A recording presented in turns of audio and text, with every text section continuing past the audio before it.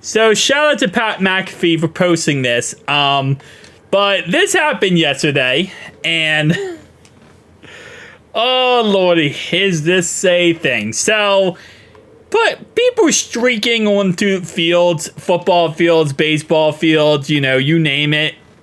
It happens, right? That's a part of the game. Sometimes you have a drunk fan who goes a little crazy, and yeah, they go in the field. The reason why I waited so long to make this video, because I know this happened yesterday, is because I wanted to kind of see how his court hearing went today, and it kind of went as expected. He was guilty, but I just wanted to see if anything crazy would happen to his court hearing, just kind of give a, you know, an update in that aspect. But if you didn't see what happened yesterday at a Reds game, I believe it was against the Guardians, which we won 4-2. A fan jumped onto the field, ran around the field, and then did a backflip. And I'm going to go ahead and play this. Shout out to Pat McAfee again, like I said before. He did a backflip right in front of the cop, who ends up tasing him.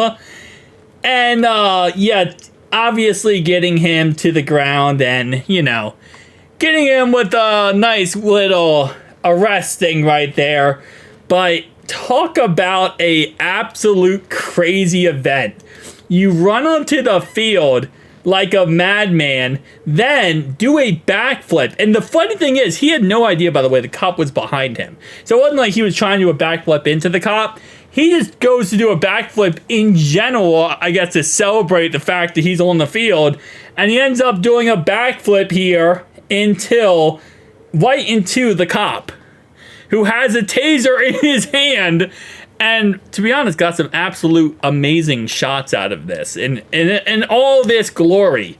And again, I know they say like you should never be promoting this or showing this, because at the end of the day, it just promotes more idiots to do the same thing.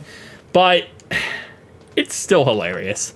I swear, even though it's wrong to do this, right? It's wrong that whenever fans run onto the field, first off, it takes away from the game. It's a distraction. It delays the game. Obviously, 99.999% of the time, these people who run on the field like this, they aren't meaning any harm by it. They're either just drunk idiots or idiots in general. That's just kind of how it works. I mean, I'm sure, you know, with nowadays and how nowadays works, you always got to be scared, though. You always got to be, you know, fearful that you have one person who isn't an idiot and doing this strategically for whatever reason. So there's always that, you know, chance, that's a risk when this happens of, you know, this is a person that could try to hurt a player or something. Obviously, thankfully, it's not. And 99% of the time, it's not. But yeah, so he does backflip, he gets tased, and I'll be honest with you, this is like the first time I've ever seen a streaker get tased.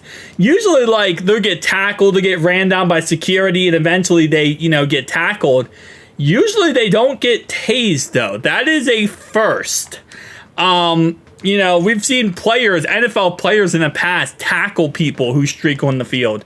We've seen, you know, different security folk running around. And so it's always funny because, you know, it's always like they're trying to chase down these fans. And that's like the most workout they get during the games is that. Because, again, most of the security people at football, baseball games, they're usually just standing there because usually there's not too many crazy things that happen. Football games a little bit more with, you know, punches being thrown or arguments or stuff like that. Or with football, if a ball goes into the stands, you have to give it back. And if not, the security will come out and actually grab you and take you out of the game. But when it comes to, like, normally, there's not much going on. So there's not much happening that the security needs to do something. But it's always funny to watch security chase down people. And this is the guy wearing that Cincinnati Reds jersey, number 5. And yeah, so he was the talk of the town. And this is all the pictures, by the way. He backflipped into a taser, man. And yeah, his face says it all, because I'm telling you right now, I've been tased before by a taser. Not because I've any issues with the law, but I've had it before because one of my friends is a cop and I wanted to see how it felt. And oh, it is a painful experience. It is not for the faint of heart.